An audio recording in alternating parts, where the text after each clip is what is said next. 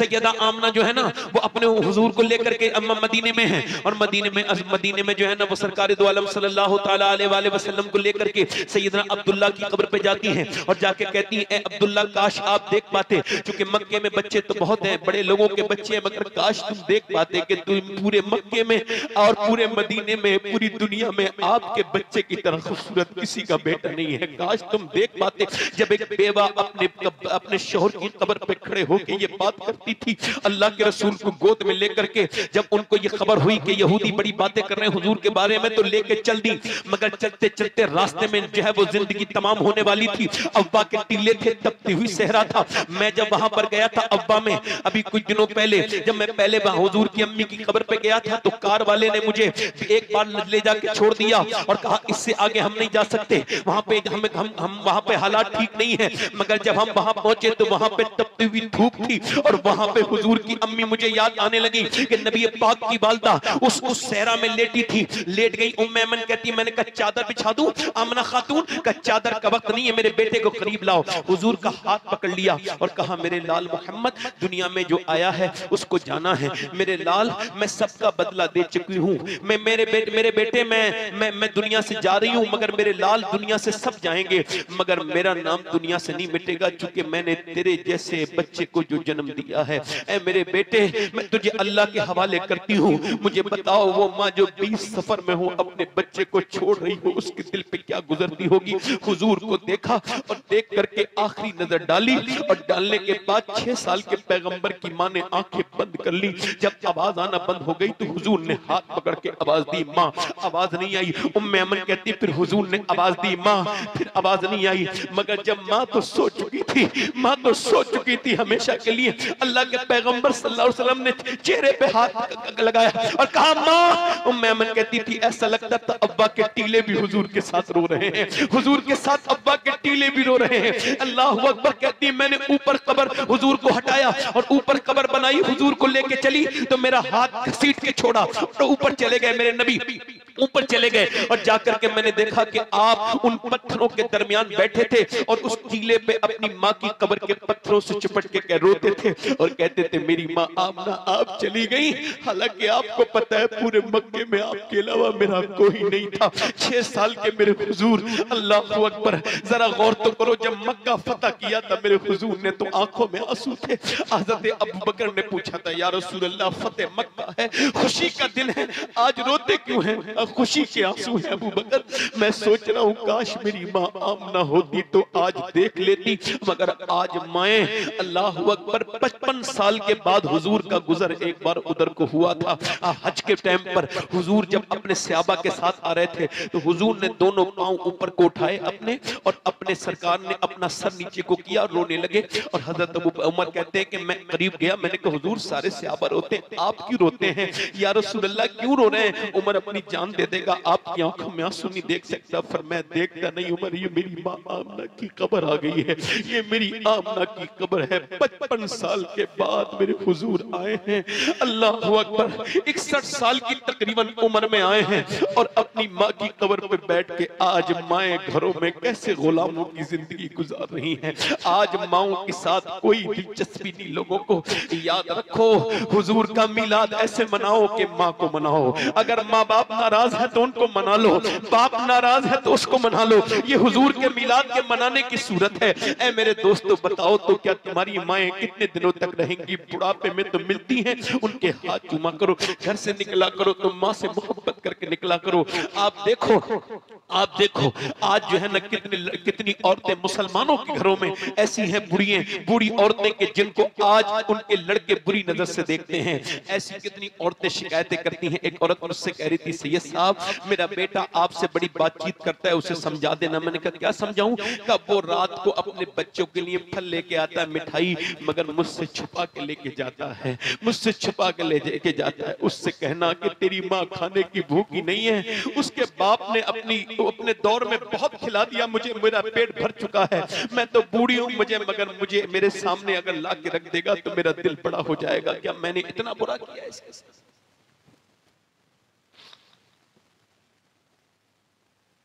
आज आप किसे किसे इज्जत देते हैं?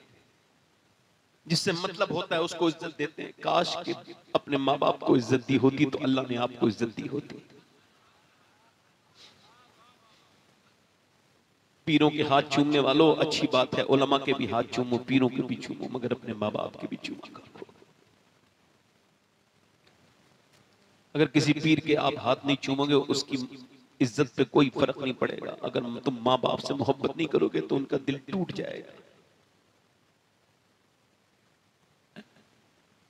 मालिक बिन दीनार कहते हैं मैं हज करके गया, मक्के में था, तो मैं सोच रहा था क्या पता किसका हज कबूल हुआ नहीं हुआ। मेरी आंख लग गई तो मैंने ख्वाब में, मुझे किसी ने जो हातिफ़े गैब से आवाज आई और किसी ने मुझे ख्वाब में कहा कि सबके हज कबूल हो गए मगर मोहम्मद बिन हारून बल्खी का हज कबूल नहीं।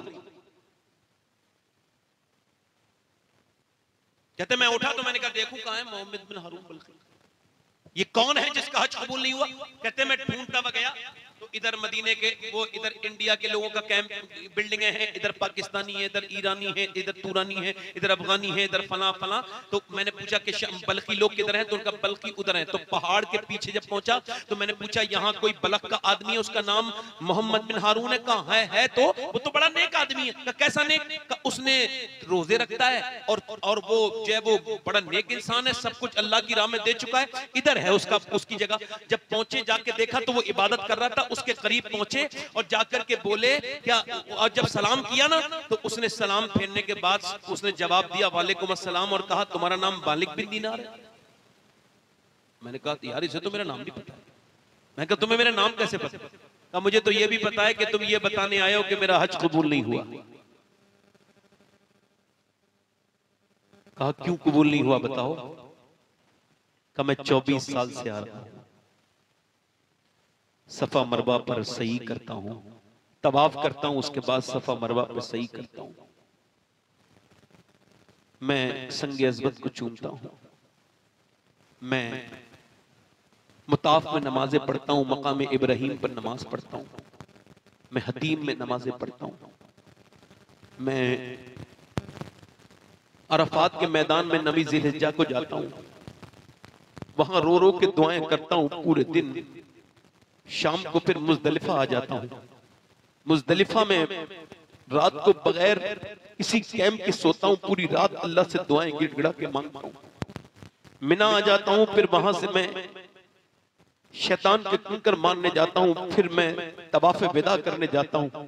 और जब तवाफ़े विदा और सही से फारिग होता हूं तो कोई अल्लाह का वली आता है और कहता है कि तेरा हज कबूल नहीं। 24 साल। कहा क्यों? कहा मैं अपनी माँ का गुस्ताख हूं। कहा मैं अपनी माँ का गुस्ताख हूं। का क्या हुआ था? का बड़ा मालदार था, बिगड़ गया, अय्याश बन गया, घूमता था दोस्तों के साथ, अय्याशी करता हुआ। एक दिन शराब पी के घर में आया, रमजान का महीना था, माँ मेरी रोटी बना रही थी तंदूर के पास। मैंने अपनी माँ से कहा कि माँ जरा रोटी दे दे। उसने कहा तू शराब पी के आया, तेरा रोजा नहीं है तो दूसरों की तो फिक्र कर ले, शर्म नहीं आती तुझे? कहते माँ की बात पे गुस्सा आ गया और मैं बेवकूफ, मैंने एक जोर से थप्पड़ माँ के मारा। कहते मेरा माँ के थप्पड़ मारना था, वो डिसबैलेंस हुई और अचानक तंदूर में गिर गई और जलने लगी। लोगों ने मुझे उठा के कमरे में बंद कर दिया, मैं चीखें सुनता रहा और मेरी नींद आ गई। मुझे जब मेरी आंख खुली दूसरे दिन तो मेरी बीबी दरवाजे में से अलमारी में से कपड़े निकाल रही थी। मैंने पूछा कहाँ जा रही है? कहा मैं जा रही हूँ अपने मैके। क्यों? कहा मैं नहीं रह सकती तेरे पास। कहा क्यों? कहा मैं माँ के कातिल के साथ नहीं रह सकती। कहा क्या मेरी माँ मर गई? कहा तो जो 9 महीने पेट में रखने वाले। सामईन हजरात, ये प्रोग्राम आप सुन्नी जंक्शन की जानिब से समाअत कर रहे हैं। जब माँ बाजार जाती है, बच्चे के कपड़े लगा लगा के देखती है, देखूं मेरे लाल ये बच्चा, ये कपड़ा अच्छा लग रहा है, ये कपड़ा अच्छा लग रहा है, फिर नहीं ये अच्छा नहीं लग रहा है, फिर पैरों में जूते पहनाती है, नहीं ये अच्छा लग रहा है। वो 9 महीने पेट में रखने वाली तेरी नाज उठाने वाली आज जल जल के उसने दम तोड़ दिया, दम तोड़ दिया उसने। हजरत मालिक बिन दीनार कहते हैं मैंने उसके मुंह पे थप्पड़ मारा कि तू है इस लायक, तेरा आज क्या कबूल होगा? कहते मैं रात को आके सोया तो मेरे हुजूर का दीदार हुआ, पर मैं वो तो वैसे भी बहुत डरा हुआ है, तूने उसको क्यों डरा दिया? और मालिक उसको अल्लाह बख्श देगा। हुजूर कैसे? कयामत के दिन उसकी मां दावा करेगी, मेरे मालिक मेरी कौन सी गलती थी जो उसने मेरे बेटे ने मुझे जला के मारा। अल्लाह फरमाएगा इसे जहन्नम में डाल दो। जहन्नम में फरिश्ते उसे घसीट के लेके जा रहे होंगे, तो ये पलट के माँ की तरफ देखेगा और कहेगा माँ देख मुझे माँ। माँ कहेगी क्यों? कहा देख मेरे पाँव में कांटा लगता था, तू बचपन में मेरा कांटा निकालती थी, आज मैं जहन्नम में जा रहा हूँ, मुझे बचा ले मेरी माँ। तो फिर माँ जब ये देखेगी तो अल्लाह की कुदरत से उसकी माँ के दिल में रहम आ जाएगा, कहेगी मालिक मैंने इसको माफ कर दिया। अल्लाह फरमाएगा इसको माफ क्यों करती है, इसने तो तुझे जलाया था। कहा मगर है तो मेरा बेटा, मैंने इसे दूध पिलाया है, मैं इसको माफ करती हूँ। अल्लाह अकबर। आज ये माएँ जो तुम्हें कुछ नहीं लग रही है, ये जन्नत की तुम्हारी जमानत है। कभी माँ के पाँव भी दबा लिया करो, कभी बाप के हाथ भी चूम लिया करो। ये मेरे नबी के मिलाद का पैगाम है। घरों में मजबूर ना रखो अपनी माओ को, तुम्हारी दौलतों पे लानत है ऐसी जो तुम्हारी माएँ तुमसे मांगती हैं। सारे पैसे अम्मी के सामने रख दिया करो ले जाके, और अपनी कमाई पे हाथ रखवाया करो। एक बीबी मर जाए, दूसरी मर जाए, तीसरी, कोई फर्क नहीं पड़ता। 10 मर जाएंगी, 20 मिल जाएंगी, मगर पूरी दुनिया में एक माँ अगर चली जाए तो पूरी दुनिया की दौलत खरीद लेना, माँ नहीं मिल सकती। वो माँ नहीं मिलेगी, वो बाप नहीं मिलेगा जो तेरे लिए दुआ करता है, वो बाप नहीं मिलेगा जो बूढ़ा हो गया है। बाप को कौन समझता है? जिसकी दाढ़ी भीग गई है वो बाप नहीं मिल सकता। याद रखना दोस्तों मेरे, आज अगर माँ जिंदा है तो माँ की कदर करो, बाप जिंदा है तो बाप की कदर करो। कल मरने के बाद कोई फर्क नहीं पड़ता। आज इस हुजूर की मीलाद की महफिल में अहद करके इन उलमा के सामने उठना कि जब आज जाएंगे तो पहले अपने माँ बाप को मनाएंगे, फिर हुजूर का मीलाद मनाएंगे। पहले माँ बाप को मनाएंगे, पहले माँ बाप के हाथ चूमेंगे, अपने माँ बाप से मोहब्बत करेंगे। मेरी तरफ तवज्जो करो और गौर करो। वो उम्मे ऐमन कहती मैंने हुजूर को उठाया, मैं मक्के की तरफ लेकर के आई, मैं मक्के की तरफ लेकर के आई, और जब मैं मक्के की तरफ लेकर के आई तो अबू तालिब अब्दुल मुत्तलिब आ गए और बोले मेरी बहू आमना नहीं आई उम्मे ऐमन। मैंने कहा बहू तो आपकी मैंने छुपा दी अब्बा के टीलों में, मैंने तो आपकी बहू को टीलों में छुपा दिया अब्बा के। अल्लाह अकबर। कहते हुजूर को गोद में लेके बहुत प्यार किया। दादा ने आंखों में, बूढ़ी आंखों में आंसू आ गए तो हुजूर भी अपने दादा की गर्दन को चूमने लगे। अल्लाह अकबर। और फिर दादा ने प्यार किया, अपना हाथ पकड़ के, हुजूर का हाथ पकड़ के बाजार में लेके जाते थे। दादा इतना ख्याल रखते थे। मगर मियां कुछ दिनों के बाद जब एक जनाजा काबे से की तरफ से निकला तो एक बच्चा 8 साल का काबे की दीवार से चिपट के रोता था और कहता था और वो बच्चा रोता था। उस तारीख में वो कोई और नहीं, मेरे पैगंबर थे, मेरे हुजूर थे, मेरे सरकार थे, मेरे नबी थे। अबू तालिब ने कहा चलो मैं तुमको पालूंगा, मैं लेके चलूंगा। मक्के के लोग कहते थे यतीम बेबरकत होता है, यतीम मनहूस होता है। मगर अब अबू तालिब अपने घर लेकर के गए, बारिश नहीं हो रही थी। मक्के के लोग जमा हुए, कहने लगे अबू तालिब दुआ कर दो, पर बारिश नहीं हो रही। बकरियां और भैंस और जानवर परेशान हैं और बच्चों की ज़बानें बाहर को आ गई है, बारिश नहीं हो रही है, पानी की कमी है। अबू तालिब दुआ कर दो। अबू तालिब ने कहा मैं दुआ नहीं करूंगा, मेरा भतीजा दुआ करेगा।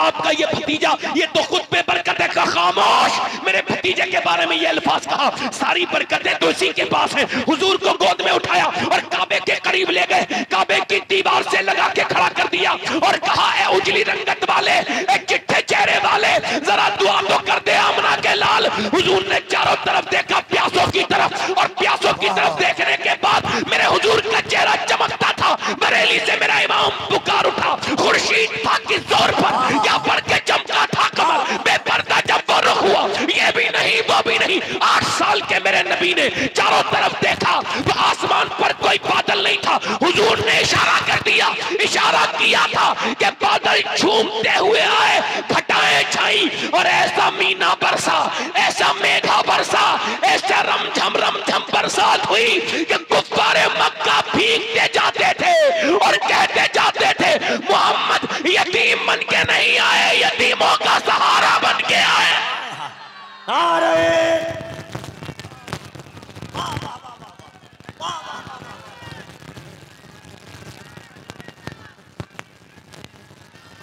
कसर बाकी न रखी बज़्म इम्कान जगमगाने में, कसर बाकी न रखी बज़्म इम्कान जगमगाने में। अरब में चांद निकला, चांदनी फैली ज़माने हिरा के गार से शम्मे नबुव्वत की करन फूटी, उजाला ही उजाला हो गया हर सू जमाने में, और किसी शय की तमन्ना ही नहीं हमको जमाने में, मदीना लिख दिया जाए हमारे आबोदाने में।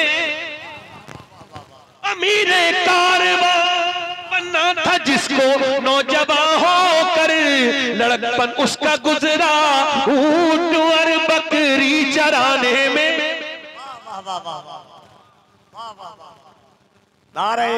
फरिश्तों की सलामी देने वाली फौज गाती थी, अरे जनाबे आमना सुनती थी ये आवाज आती थी कि रहमत ने तेरी सूखी हुई डाली हरी कर दी, तेरी बेवा बहू की गोद अपने नूर से भर दी।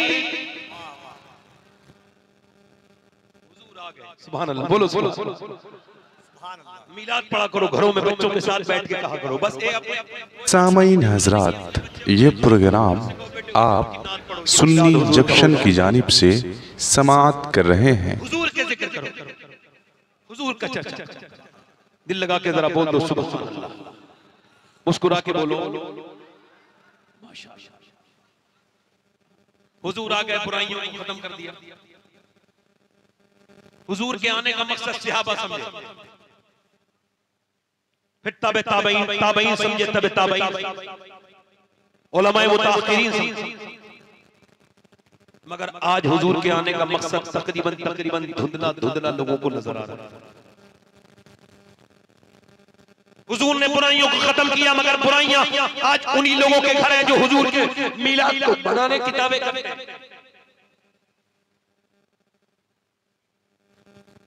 आप देखो, फला कहते हैं साहब फला की लड़की ने नाक कटा दी, फला के लड़के ने नाक कटा दी।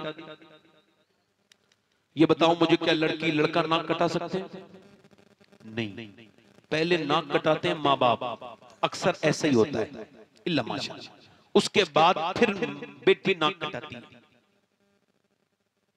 भाई हुजूर का तो ये था कि एक सहाबिया है, वो जब मस्जिद नबी शरीफ में पहुंची, पर्दा उसी फर्ज हो चुका था रात को, सुबह को सारी औरतें पर्दे में मस्जिद में।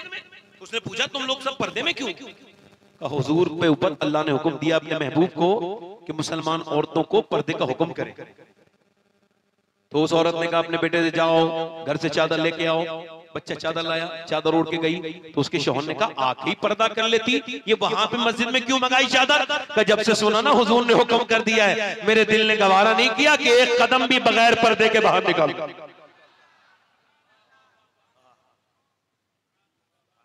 आज तो इकबाल ने कहा था लड़कियां पढ़ रही हैं अंग्रेजी, ढूंढ ली कौम ने फला कीरा, ये रबिश कैसे गुल खिलाएगी, पर्दा उठने की मुंतजिर रहने का। आज मुसलमान लड़कियां जो कर रही हैं, अकेली वो जिम्मेदार नहीं, उनका बैकग्राउंड पूरा जिम्मेदार है। उनकी माँ भी जिम्मेदार है, उनका बाप भी जिम्मेदार है, उनका भाई भी जिम्मेदार है। वो जो बड़ा सा टीवी ला के रखा था ना, बड़ा सा, उस टीवी ने अपने गन खुला दिए। ये जितने कानों में लीड लगाकर गाने सुनते हैं ना लड़के, ये जो पैंटे पहन के जो अदाकारी करते हैं, इन सब की माओ से कसम दे के पूछ लो, जब ये पेट में थे तो फिल्में देखी थी कि नहीं देखी थी? क्योंकि अब तो साइंस भी इस बात को डिक्लेयर कर चुका है कि बच्चे पर माँ का असर पैदा होने के बाद नहीं, पेट के अंदर से ही शुरू हो जाता है। पेट के अंदर बच्चा असर शुरू, यानी यहूदी ये करते हैं, समझो, यहूदी ये करते हैं, अगर बच्चे को डॉक्टर बनाना होता है तो औरत जब हमला होती है तो उसे डॉक्टरी किताबें पढ़ाती हैं, डॉक्टरी की बातें समझाते हैं, और पूरे 9 महीने तक डॉक्टरी डॉक्टरी डॉक्टरी डॉक्टरी डॉक्टरी। 9 महीने के बाद जब बच्चा पैदा होता है फिर उसको डॉक्टर बनाते हैं। उनको इंजीनियर बनाना होता है तो फिर उनको इंजीनियर वाली चीजें, उसको वो जो भी बनाना चाहते हैं उसको उसकी माँ को वही किताबें पढ़वाते हैं, वही माहौल में रखते हैं। उनसे पूछा यहूदियों से ये क्यों करते हो? और दुनिया में थोड़े बहुत यहूदी हैं, पूरी बहुत ज्यादा उनकी तादाद नहीं, मगर दुनिया को अपनी मुट्ठी में क्यों है इस वक्त, इतने ताकतवर है वो यहूदी। उनसे पूछा ये कैसे सीखा तुमने? कह लगे ये मुसलमान नहीं सीखे, हमने सीखा। किससे सीखा? कहा ये शेख अब्दुल कादिर जिलानी की अम्मी से सीखा है। सामईन हजरात, ये प्रोग्राम आप सुन्नी जंक्शन की जानिब से समाअत कर रहे हैं।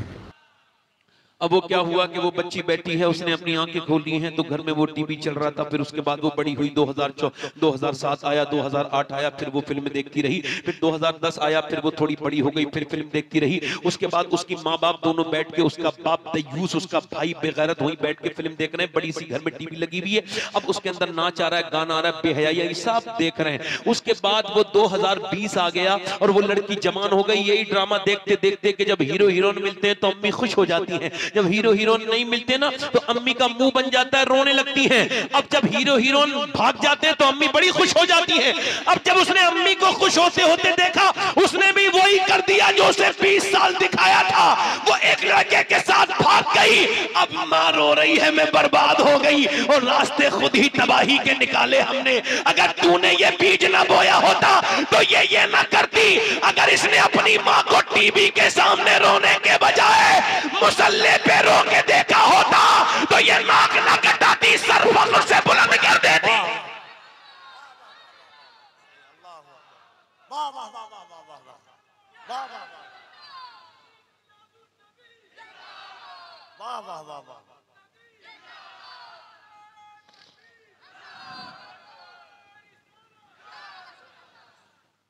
दिल लगा के बोलो जरा सुभान अल्लाह।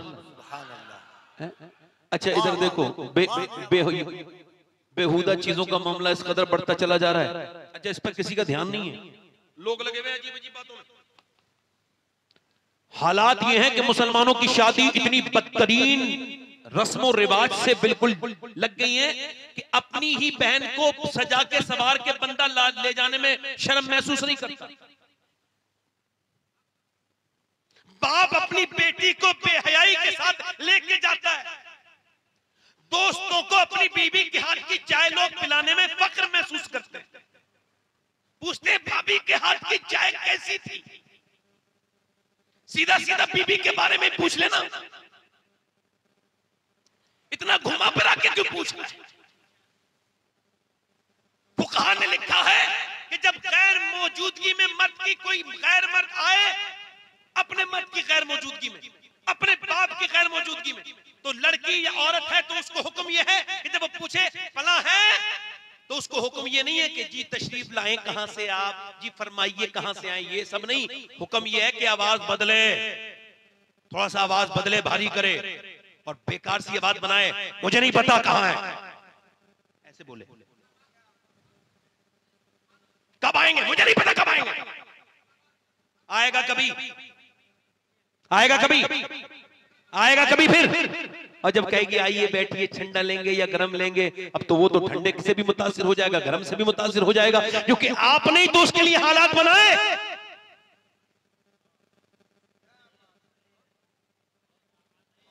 फलाने साहब ने ऐसा कर दिया, उन साहब से ऐसा करवाया किसने? अरे जब पीर को मुरीद नहीं कर सकता, जो औरतों से बेपर्दा मिले, तो वो इमाम कैसे नमाज पढ़ा सकता है?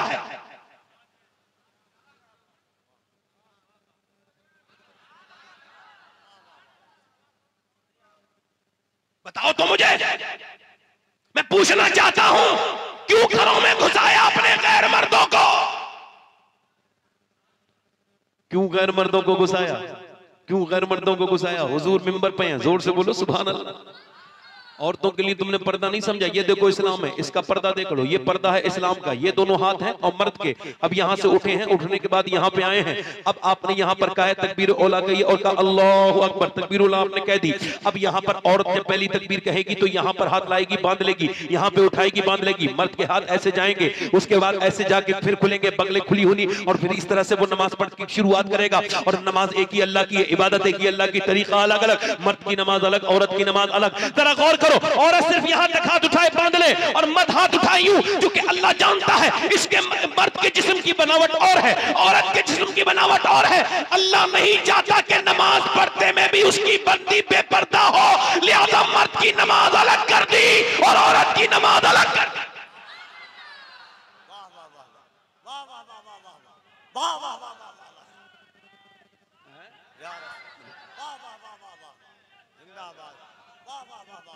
ये जो फिटिंग के कपड़े पहनती हैं मेरी बेटियां, इनसे बता रहा हूं कि मर्द के लिए 3 कपड़े कफन, औरत के लिए 5 कपड़े कफन। अच्छा ये तो देखो अब हज करने के लिए गए, सफा मरवा पे सही कर रहे हैं। अब सही करते वक्त में ये तरीका है सैयदा हाजरा का, वो अपने बच्चे के लिए दौड़ रहे हैं, मगर मैं भी जा रहा हूँ।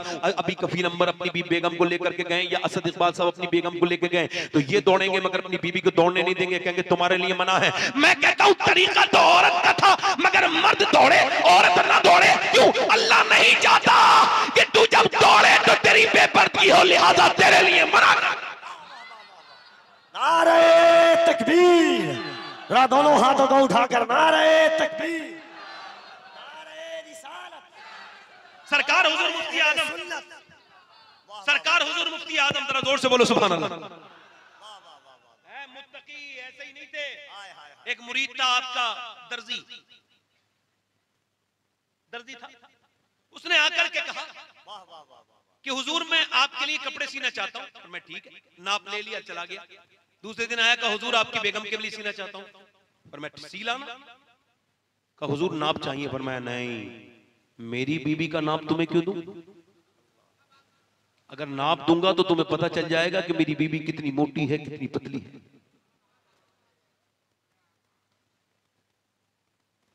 और आज तो मियां पूरी बेगम को बिठाल के मोटरसाइकिल पे घुमाता है पूरा शहर, देखो मेरी बीबी कैसी है। ये बेगैरती मुसलमानों में तय्यूसियत कहां से भर गई? और तवज्जो तो करो, जरा जोर से तो बोलो सुभान अल्लाह। नहीं बताओ मैं क्या कह रहा हूं, सही कह रहा हूं या गलत कह रहा हूं? सही कह रहा हूं या गलत कह रहा हूं? और कयामत के दिन ये जो मेरी बेटियां, ये जो मेरी बहनें, जिनको हवा लगी है पाकिस्तानी सीरियल की, ये पहले नाटक देखती है फिर नाटक करती है, तो इनसे पूछो, ये मेरी बहनों से, मेरी बेटियों से, ये इनको कयामत के दिन कौन काम आएंगी? वो ये बेहुदा बेगैरत लड़कियां, इन नाचने वाली फाहिशाएं, ये बंबई की बेगैरत, ये काम आएंगी? ये के या फिर ये पाकिस्तान वाले लोग बदतमीजी करते रहते हैं कि हमारा मुल्क उसके नाम पे बना, उसके नाम पे बना। ये ड्रामे किस नाम पे बना रहे हो? तुम्हारा दिमाग खराब नहीं है? ये बताओ, तुम मुसलमान औरतों के ड्रामे बना रहे हो, तुम इस्लामी मुल्क कहते हो अपने आप को? तुमको शर्म आनी चाहिए। लानत है तुम्हारे पूरे निजाम के ऊपर कि जो इस तरह के तुम ड्रामे बनवा रहे हो, नाटक बनवा रहे हो। तुमको शर्म आनी चाहिए। बेगैर तो अपने आप को मुसलमान कंट्री कहते हो और तुम कर क्या बेहुदा बन रहे हो? मगर मैं अपनी बहनों से पूछता हूं, कयामत के दिन ये किसके पीछे होंगी? उन औरतों के पीछे होंगी, या वो काम आएंगी इनके, या फिर इनके मक्के की सैयदा खदीजतुल कुबरा काम आएंगी, अम्मी आयशा काम आएंगी, या फिर वो बंबई की बेहुदा, लाहौर की और कराची की बेहुदा औरतें काम आएंगी? कितने लोग बताते हैं कि हमारी मुसलमान औरतें, उनका मुसलमान औरतें वो पाकिस्तानी नाटक देखती हैं और कहते हैं मुसलमानी नाटक। ले, नाटक में मुसलमानी होते हैं। बेगैरती की हद है भाई, हंसने की बात नहीं है, बेगैरती की और बेहुदापन की हद है।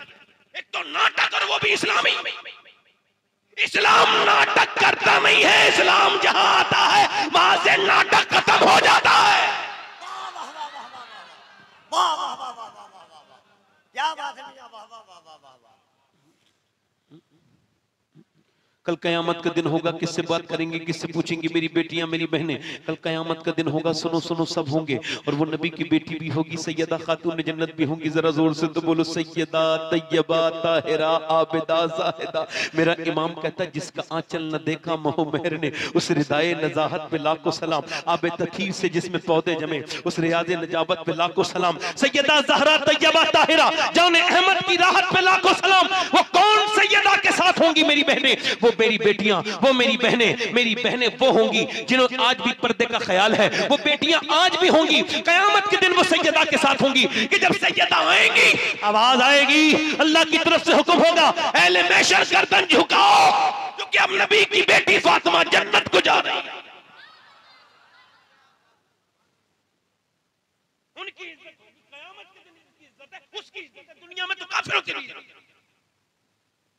मेरा इमाम कहता है, पेश हक मुल्ता शफात का सुनाते और आप रोते जाएंगे, हमको हंसाते जाएंगे। देखनी है हश्र में अर्श हक है मसनद रिफत। सामईन हजरात, ये प्रोग्राम आप सुन्नी जंक्शन की जानिब से समाअत कर रहे हैं। तवज्जो करो, एक आखिरी बात सुना के अपनी तकरीर को खत्म कर रहा हूं। बोले दिल लग रहा है, नहीं लग रहा है? दोनों हाथ उठा के बताओ कितने लोगों का दिल लग रहा है। बस मैं अपने टाइम के करीब पहुंच गया, बात खत्म कर रहा हूं। दिल लगा के जरा एक मर्तबा और बोलो, या हसन या हुसैन, या अबू बकर या उमर, या अबू बकर या उमर, या उस्मान या अली। हाँ ना, यही सब नारे लगाया करो अपनी महफिलों में, जोर से बोलो सुभान अल्लाह।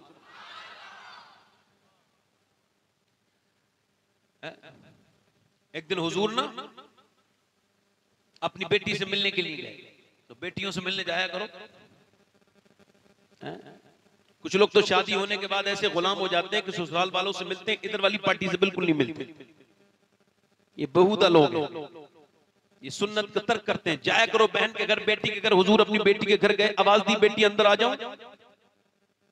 मेरी बेटियों के लिए सुना रहा हूं ये बात, और मैं तो इनका नौकर हूं, नौकरी कर रहा हूं, इनका भाई भी हूं और नौकर भी हूं। तो नौकरी करने आया हूं, हो सके तो मेरी बात सुन लेना, वरना मैं भी मरूंगा और मरोगे आप भी सब। तो सामईन हजरात, ये प्रोग्राम आप सुन्नी जंक्शन की जानिब से समाअत कर रहे हैं। आवाज दी, अब्बा अकेले हैं तो आ जाए, मेरे साथ इमरान आए, उन्हें ना लाए। अब्बा उन्हें क्यों ना लाए? उन्हें ना लाए अब्बा। फातिमा उन्हें क्यों? तो कहा मेरे अब्बा इस वजह से कि फातिमा के पास इतने कपड़े नहीं है कि वो किसी दूसरे मर्द से ठीक से पर्दा कर सके, उसके कपड़ों में पैमद लग गए। कैसे? हुजूर मैं अंदर गया, सरकार ने चादर भिजवाई, हुजूर अंदर गए, तशरीफ ले गए, देखा चेहरा बिल्कुल पीला था। क्या हो गया मेरी बेटी? अल्लाह का शुक्र है। बताना मेरी बेटी क्या हो गई? अल्लाह का शुक्र। यार बेटियां तो आपके भी हैं।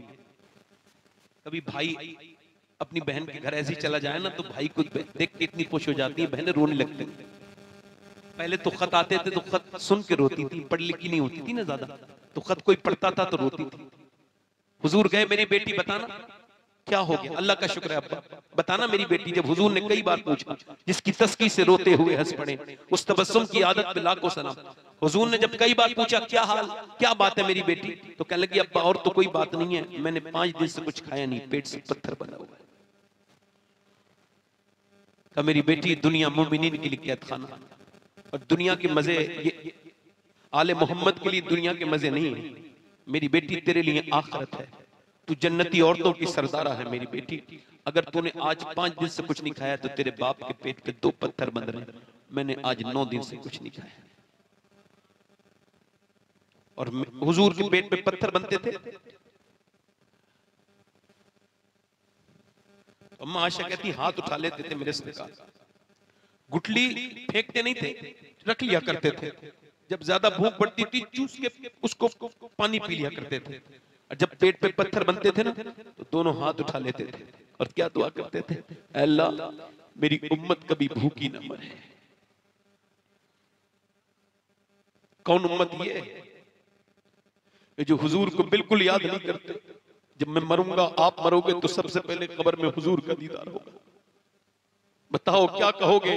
तुमने फेसबुक पे वक्त गुजारा, तुमने 100 बार भी दुरूद नहीं पढ़ा मेरे नबी पर। हाथ उठा के वादा करो, आज से कम 100 बार तो दुरूद पढ़ोगे अपने नबी पर। दोनों हाथ उठा के कहो इंशाअल्लाह पढ़ोगे, अल्लाह तुम्हें तौफीक दे। नमाज पढ़ोगे, दुरूद हुजूर के ऊपर इंशाअल्लाह।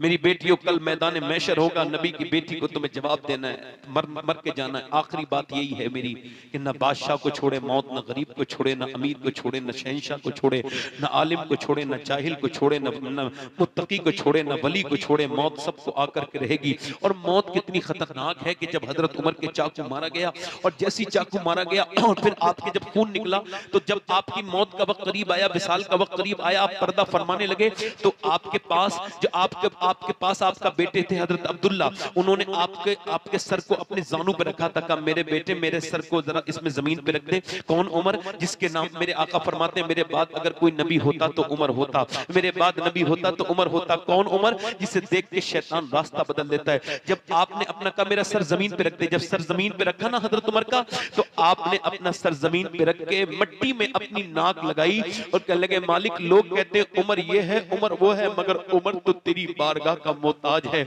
आज मेरे मालिक अगर तूने उमर को माफ न किया तो मौत का वक्त है, उमर बर्बाद हो जाएगा मालिक, उमर बर्बाद हो जाएगा, उमर बर्बाद हो जाएगा। बड़े बड़े मकबरे तुम्हें आवाजें दे रहे हैं, बड़े बड़े कब्रिस्तान में घुसने वाला पानी, कब्रों में जाने वाला पानी तुम्हें ये बता रहा है कि सब अपने घर की छत टटोलते हैं, कोई नहीं देखता मेरे बाप की कब्र में कितना पानी घुस गया, किस दुनिया के चक्कर में हो, ये सब तुम्हें छोड़ के चले आएंगे। एक आदमी की रीढ़ की हड्डी टूट गई, 2 साल सारा कुछ कमाता वही था, सब कुछ वही करता था, रीढ़ की हड्डी टूट गई, 2 साल के बाद उसकी तबीयत बिगड़ गई ज्यादा, मगर जिंदा था। तो उसके बाप ने कहा अपनी बीबी को तलाक दे दे, तेरी बीबी की शादी छोटे भाई के साथ करवाएंगे क्योंकि अब तू ठीक नहीं हो सकता। उसने तलाक दी, उसकी बीबी को उसके छोटे भाई के साथ निकाह कर दिया गया इद्दत करवाने के बाद।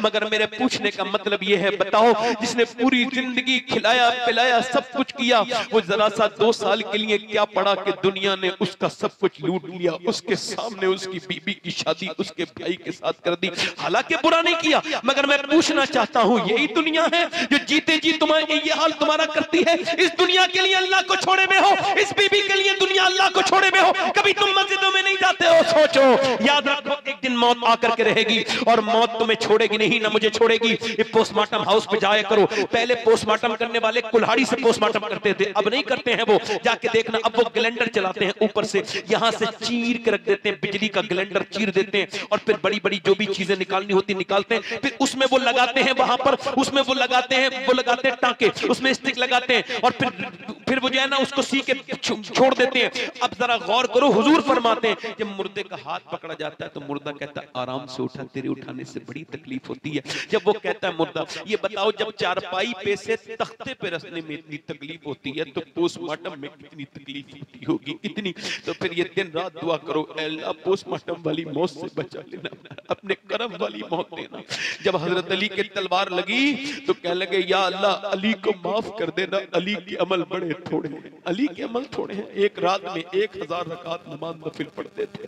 खैबर के मकाम पे हुजूर ने फरमाया था कल मैं उसके हाथ में दूंगा, कल मैं उसके हाथ में झंडा दूंगा जिससे जो अल्लाह से प्यार करता है उसके रसूल से, और अल्लाह उसका रसूल उससे प्यार करता है। कितनी बड़ी बिशारत है, वो अली कह रहे हैं। आज हमारी जिंदगियां मौत के नजदीक है दोस्तों, बस आज तौबा कर लो, इन उलमा के सामने अल्लाह से कहो मालिक माफ कर दे। एक आदमी था, उसका नाम किफल था, हर रात नई लड़की बुलाता था, और हुजूर फरमाते हैं हर रात नई लड़की बुलाता था। एक रात एक लड़की आई तो रोने लगी, कमरे में बैठी थी, इसने कहा मेरी रात खराब करने लगी, मेरा मूड खराब करती है, तुझे पैसे नहीं मिले? कब पैसे तो मिले?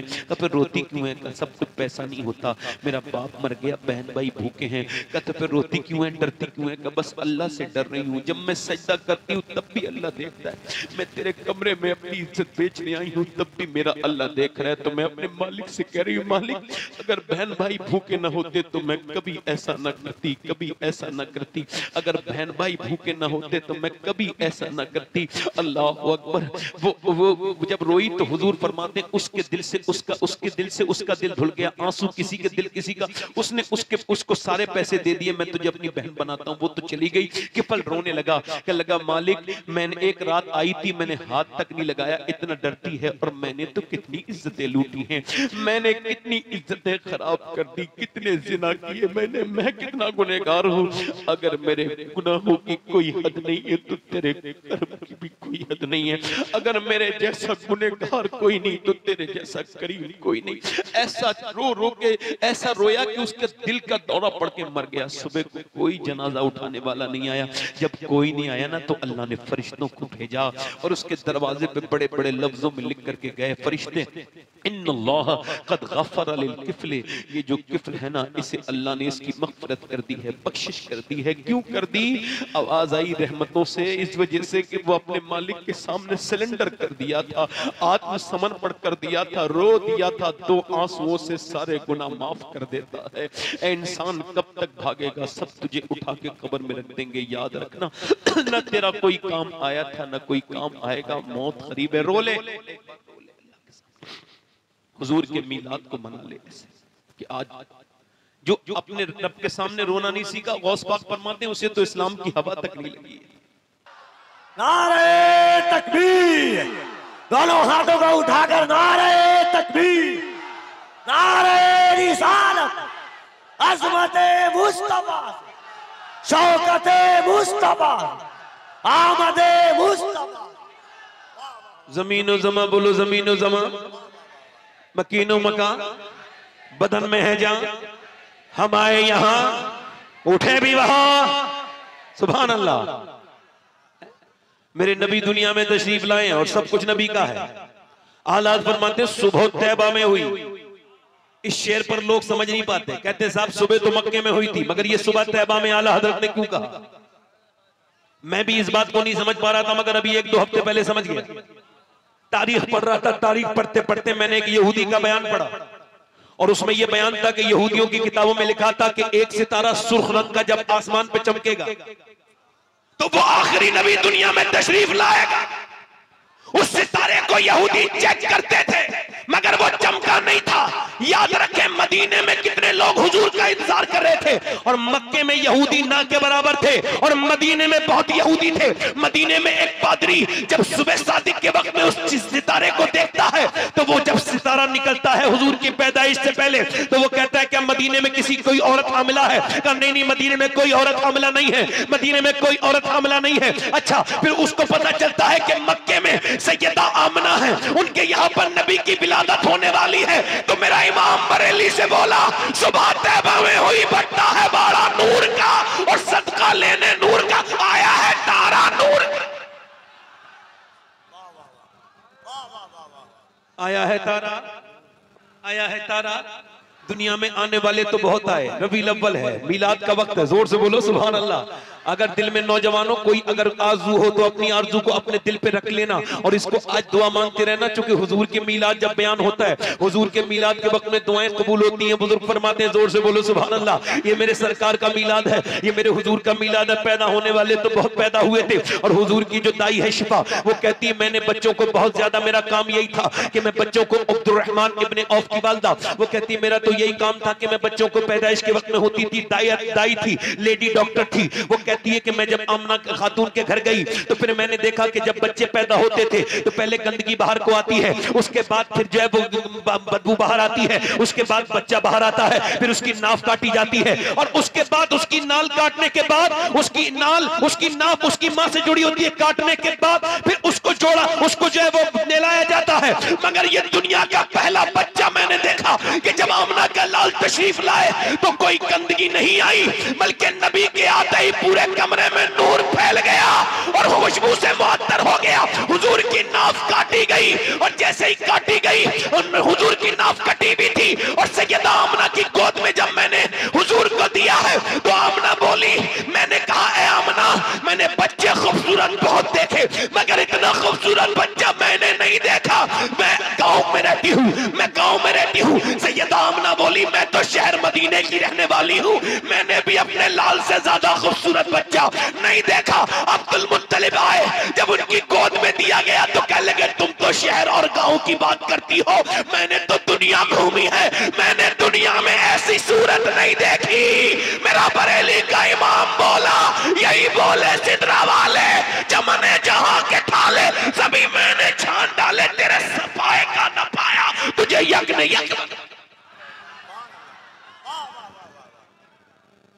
नारे तकबीर, नारे रिसालत, अनवारे तैबा कॉन्फ्रेंस। हुजूर आ गए, जोर से बोलो हुजूर, हुजूर बेबाओं का सहारा, आमना का प्यारा है। मगर हुजूर के बचपने में दर्द भी है। दर्द यह है कि दाइयां आती हैं मगर हुजूर के पास आती हैं, मगर जब ये पता चलता है इसका बाप नहीं है, बच्चा यतीम है, तो चली जाती है। सैयदा आमना की आंखों में आंसू आ जाते हैं। दाइयां आती हैं और आकर के हुजूर को देखती है, कोई उठा के लेके जाती, क्योंकि वहां रिवाज ये था कि वहां मक्का एक बिजनेस हब था, वहां बड़े जो है वो टूर आते थे, काफले आते थे पहले से, और वहां पर जो है बीमारियां भी आ जाती थी तो लोग अपने बच्चों को कहीं और भेज दिया करते थे। और जब वहां पर लोग आते थे तो उनकी जबानें अलग थी, कोई ईरान से आ रहा है, कोई कहीं से, तो वो चाहते नहीं थे हमारे बच्चे की अरबी जबान पर कोई, इस पर ग्रामर पर या अरबी जबान की उसकी मजबूती पर कोई फर्क पड़े, लिहाजा वो अपने बच्चे को किसी कबीले में भेज दिया करते थे। दाइयां आई मगर हुजूर को लेके नहीं गई, हुजूर को लेके नहीं गई। सैयदा आमना ने हुजूर को गोद में उठाया और कहने लगी, शिफा देख, आज ये दाइयां मेरे बच्चे की मर्तबे को नहीं समझ रही हैं, मगर देखना एक दिन ये मक्का मेरे बेटे की मर्तबे को समझेगा। हुजूर की उम्र बढ़ती चली गई। मैं अर्ज करता हूं या रसूलल्लाह, आप जब लेटे थे और जो दाइयां आपको छोड़ के जा रही थी, आप अपने गमों को भूल जाओगे। थोड़ी देर हुजूर की सीरत पर मुझसे गुफ्तगू आप सुन लो। आप जिंदगी में नहीं कहोगे कि मेरी जिंदगी में कोई गम है, कोई दाई उठाती नहीं है। हुजूर की उम्र बढ़ती चली गई, बरकतें सैयदा हलीमा सादिया ने मिली, मगर जब 6 साल की उम्र हुई हुजूर की, सैयदा आमना कहने लगी कि मुझे जाना है मदीने अपने शौहर की कब्र पर।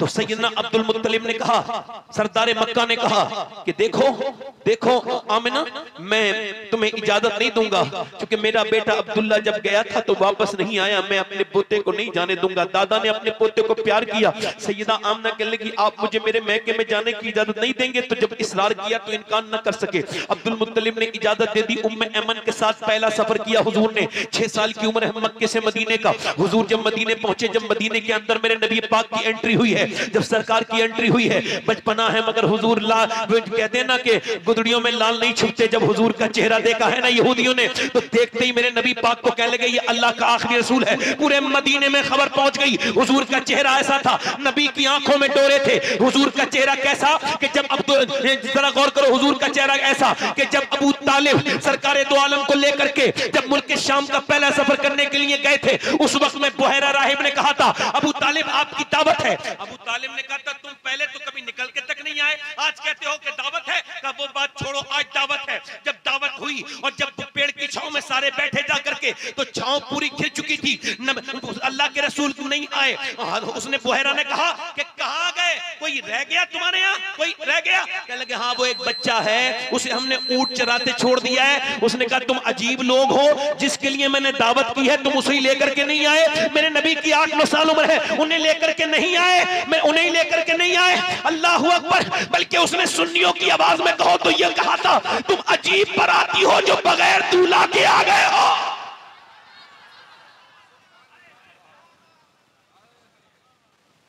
देखो अब मुझे इतना कॉन्फिडेंस हो गया कि कोई मुझे दाद नहीं देता तो मुझे अपनी बात पर शक नहीं होता, कॉन्फिडेंस लेवल मेरा लो नहीं होता। जरा जोर से बोलो सुभान अल्लाह, दिल लगा के बोलो, मुस्कुरा के बोलो। जरा गौर करो, ये तो हुजूर है, मेरे आका हैं। अच्छा, सरकार जब तशरीफ लाए तो आंखों में मेरे नबी पाक के डोरे हैं। जोर से बोलो सुभान अल्लाह। चेहरा ऐसा है, कोई वो कमाले हुस्न हुजूर है कि गुमाने नक्श जहां नहीं, बल्कि अल्लामा हसन कहते हैं, ऐसा तुझे खालिक ने तरादार बनाया, यूसुफ को तेरा तालिबे दीदार बनाया। हसीन तो दुनिया में बहुत आए, मगर जैसा आमना का लाल आया, जरा जोर से बोलो सुभान अल्लाह, ऐसा ना तो आया था ना कोई आएगा। जरा मुस्कुरा के बोलो सुभान अल्लाह। मेरे नबी पाक के उसने कहा हुजूर को बुलाया गया। सरकार जब आए तो पूरे पेड़ के नीचे, पहले पेड़ के नीचे बारातें रुकती थी, आपने देखा होगा पहले जमाना, पेड़ के नीचे बाग में बारातें रुकती थी। तो जब वहां पर खाना के लिए बैठे थे सारे लोग, नबी तशरीफ लाए तो छांव बिल्कुल बची नहीं थी। हुजूर जब आकर के बैठे, धूप में बैठे, बुहैरा ने देखा कि अचानक पेड़ ने किसी की परवाह नहीं की, एक तरफ को झुक के आमना के लाल के ऊपर छांव करके कह रहा था कि जमीन और ज़मान तुम्हारे लिए। सामईन हजरात, ये प्रोग्राम आप सुन्नी जंक्शन की जानिब से समाअत कर रहे हैं। बड़ी मेहरबानी या अली, जोर से बोलो सुभान अल्लाह, मुस्कुरा के, दिल लगा के, वो मुस्कुरा के। ये तो हुजूर है, ये तो हुजूर है। जब हजरत उमर की उम्र तकरीबन 20-22 साल की तकरीबन थी, उस वक्त में मुल्क शाम में गए, एक मंडी में बातचीत करते करते वक्त, उस वक्त हजरत उमर ईमान नहीं लाए थे, उस वक्त की बात है। तो आपसे एक आदमी की लड़ाई हो गई। हजरत उमर का घूसा बड़ा खतरनाक था, एक घूसा जब मारा है वो मरी गया। अब जब वो मर गया, हजरत उमर दौड़े, अब वो कहा अरबी को पकड़ेंगे शामी। जब दौड़ते दौड़ते हजरत उमर बहुत आगे निकल गए, जाके देखा कि लोग चारों तरफ से आने लगे, तो गिरजा के अंदर घुस गए। गिरजा का जो पादरी था उसने देख लिया जाते हुए, उससे आगे लोगों ने कहा एक आदमी कत्ल करके इधर को भागा है मुसाफिर, तुमने देखा? तब मैंने उसको नहीं देखा, तुम जाओ, यहाँ नहीं है। वो चले गए और वो आके पादरी बोला हजरत उमर से, उसने कहा, हजरत उमर ने कहा भाई आपने मुझे बचाया क्यों? कहने लगा वो बात छोड़ो, ये बताओ क्या तुम कहाँ के, मक्के के रहने वाले हो? हाँ मैं मक्के का रहने वाला हूँ। तवज्जो करो, मक्के का? हाँ। क्या तुम्हारे यहाँ पर किसी ने नबी होने का, नबुवत का दावा किया है? अल्लाह का किसी ने नहीं किया, अभी नहीं किया मगर करेंगे। और तुम उनके वजीर बनोगे। ऐसा करो कि तुम लिख के जाओ, हाथ में यहाँ पे लिख के जाओ कि जब तुम इस शाम को फतह करोगे, किसरा के दीवार को गिराओगे, उस वक्त में तुम मुझे अमान दो और मेरे इस गिरजा को तकलीफ नहीं पहुंचाओगे। हजरत उमर बोले तुम कैसी बातें कर रहे हो, तुम्हारा दिमाग तो ठीक है यार, मैं एक चरवाहा हूं, मैं ऊंट वगैरह चराता हूं, तुम मेरे बारे में ये बातें कर रहे हो, तुम मेरी मजाक उड़ा रहे हो। उसने कहा लिख के देते हो या बुलाऊं लोगों को? हजरत उमर लिखना जानते थे, लिख के दे दिया कि जब यहां पर मेरे हुकूमत होगी तो यहां पर अल्लाह अकबर। हजरत उमर फारूक आजम लिख के चले गए। और जब हजरत उमर फारूक आजम वो खलीफा बने, दूसरे खलीफा जब आप बने, तो आपने आपके दौरे हुकूमत में जब मुल्क के शाम पता हुआ तो हजरत उमर जब खत लिखते थे तो आंखों में आंसू आते थे। लिखते थे कि मैंने फला गिरजा में फला आदमी को आवाम दी हुई है। ये हाल है उनके गुलामों का, सरकार का आलम क्या? रोना नहीं सीखा, रो ले। आप में कितने लोग ऐसे हैं जो हुजूर के नाम पे गर्दन कटा देंगे? दोनों हाथों हाथ बताएं। नौजवान अल्लाह तो देख ही रहा है, उसका रसूल भी आपको देख रहे हैं, गौस पाक देख रहे हैं, दोनों हाथ उठा के बताओ इंशाल्लाह हुजूर के नाम पे गर्दन कटा देंगे इंशाल्लाह। नीचे हाथ कर ले। जो गर्दन कटा सकता है कुछ भी कर सकता है ना, कुछ भी कर सकता है ना। अब एक दूसरे की तरफ ना देखना, मुस्कुराना नहीं। कितने लोग ऐसे हैं जो गर्दन भी कटा देंगे और आज से हुजूर के नाम पे पूरी दाढ़ी भी रखा लेंगे।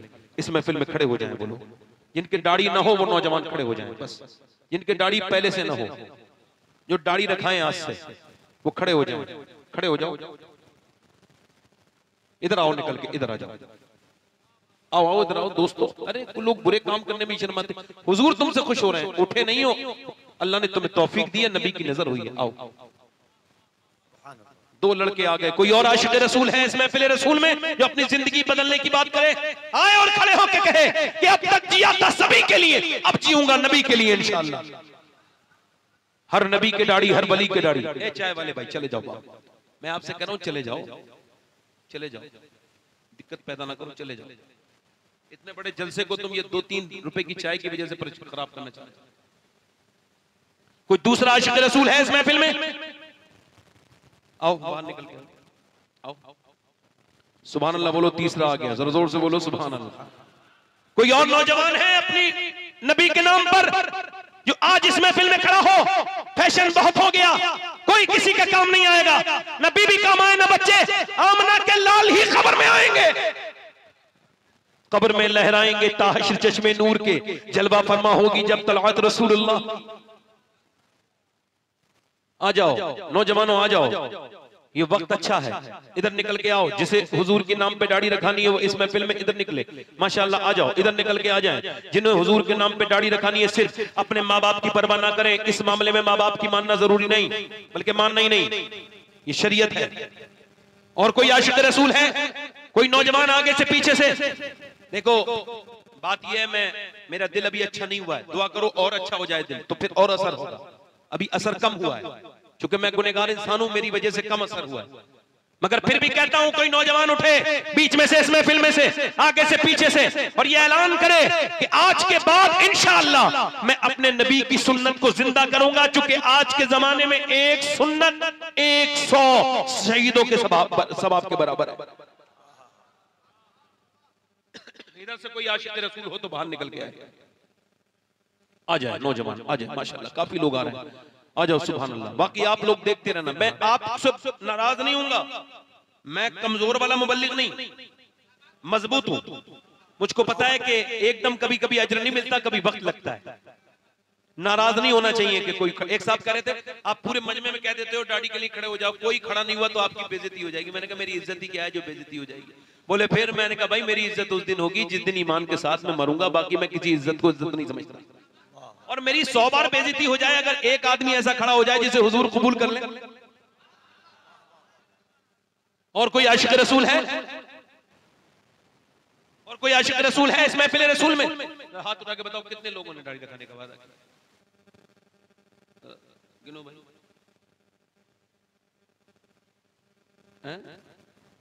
मदरसा कौन सा? शम्सिया अनवारुल उलूम। ये मदरसा शम्सिया अनवारुल उलूम है। इसकी ये जलसे की बरकतें आप अपने सामने देख रहे हैं। कोई और आशिक है? कोई नौजवान पीछे से आ जाता, बड़ी खुशी होती है अगर पीछे से निकल के आता, हुजूर के नाम पर, मेरे नबी के नाम पर, आमना के लाल के नाम पर कोई निकल के आता, दाढ़ी रखने वाला जो अपनी जिंदगी को बदल देता। कोई आता दीवाना आके कहता कि मैं अपने नबी के नाम पर दाढ़ी रखाने के लिए तैयार हूँ, माशाअल्लाह, आ जाओ, चलो हाथ उठाओ। दाढ़ी रखने वाले बाकी खड़े, वहीं पे जो लोग खड़े हैं वो भी हाथ उठा लें। दाढ़ी रखने वाले जो इस महफिल में हो वो भी हाथ उठा लें। खड़े हो जाओ, खड़े हो जाओ, दाढ़ी रखने वाले महफिल में खड़े हो जाओ, दोनों हाथ उठा के इंशाअल्लाह, दोनों हाथ उठा के इंशाअल्लाह आज के बाद दाढ़ी नहीं कटेगी, चाहे गर्दन कट जाए इंशाअल्लाह, ना कटेगी ना मुड़ेगी इंशाअल्लाह, पूरी रखाएंगे एक मुश्त इंशाअल्लाह, इंशाअल्लाह। बैठ जाए इंशाअल्लाह, नमाज की पाबंदी करेंगे। दोनों हाथ उठा के दावा इरादा करें, दोनों हाथ उठा के इरादा करें, इंशाअल्लाह नमाज पढ़ेंगे, इंशाअल्लाह अपनी बहन बेटी को पर्दा कराएंगे, इंशाअल्लाह हमेशा मसलक के आला हदरत पे कायम रहेंगे इंशाअल्लाह। अल्लाह आप सबको सलामत रखे, बाकरामत रखे। आओ तौबा करते हैं, अस्तगफिरुल्लाह रब्बी मिन कुल्लि ज़ंबि मा तुब अलैह। पढ़ लीजिए ला इलाहा इल्लल्लाहु मुहम्मदुर रसूलुल्लाह। मेरी जिंदगी का मकसद तेरे दीन की सरफराजी, मैं इसीलिए मुसलमान, मैं इसीलिए नमाजी। इस्लाम जिंदाबाद, मसलक के आला हजरत पाइंदाबाद।